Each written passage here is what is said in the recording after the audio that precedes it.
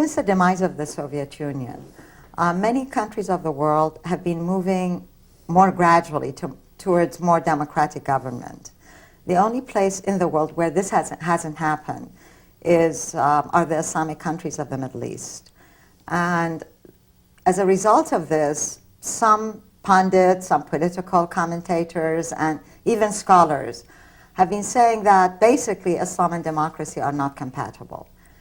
And to me, this seems like a false dichotomy, because I look at England, which was where this modern movement towards democracy began, and England, to this day, in theory at least, is a theocracy. The sovereign is the head of state and church, and this didn't stop England from becoming the model for democracy.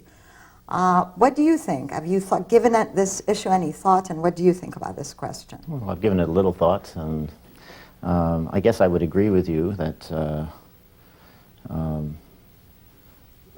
it's a kind of false dichotomy here. I mean, I think that any cultural tradition as variegated and important in world history as the Islamic tradition is going to embrace huge diversity of opinions and of practices, of ways of interpreting it.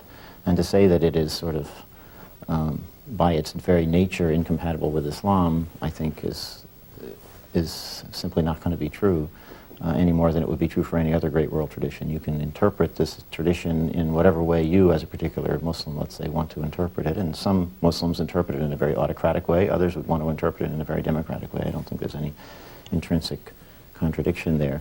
I think that there are two things I think I would like to emphasize in this. And one is that I don't think we can see democracy as sort of being like pregnancy. That is, either you are or you aren't.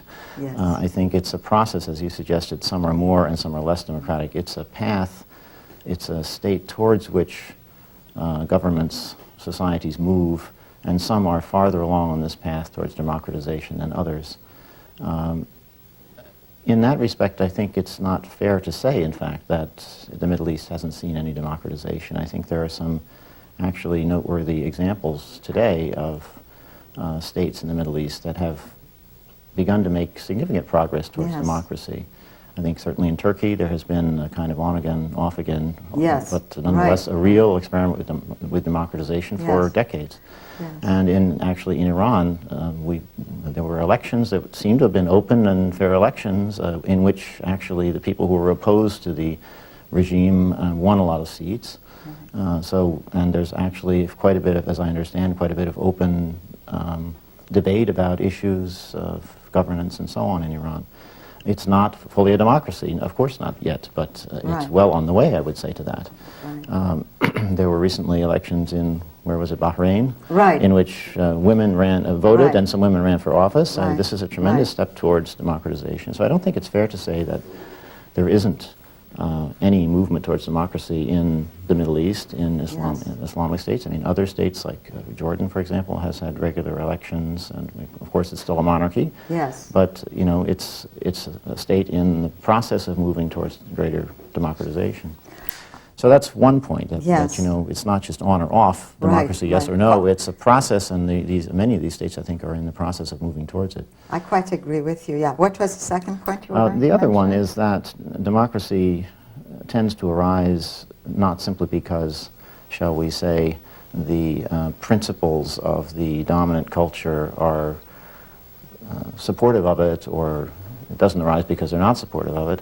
It arises as much as anything because historical conditions are right for its emergence. I think in addition to having sort of the basic principles of your civilization, let us say, Yes. Be ones that could accommodate democracy, you also have to have the right conditions for it to arise. If, for example, we consider the history of Europe and go back to, say, 1700, we could say, Yes. well, there's 1700 years of the history of Christendom, but hardly any democracy at all. I mean, most European and Christian governments were highly autocratic until the very 18th true. century. So if we Yes. looked at the picture then only, we'd say, well, Christianity doesn't accommodate democracy, does it?